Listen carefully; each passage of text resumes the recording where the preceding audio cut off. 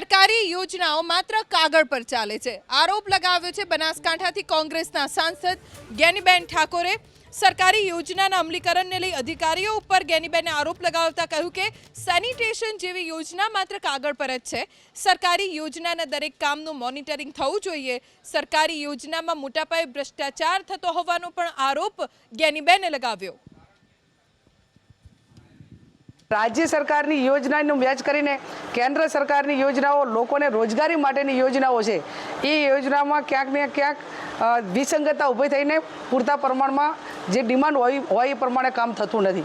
तो आज कड़क तमाम जे डिपार्टमेंटना अधिकारीओं ने सूचना आपी है कि आनो जे विभागनी अंदर ग्रांटनी तकलीफ होय त्यां अमने अलगथी तमे विगतो आपो।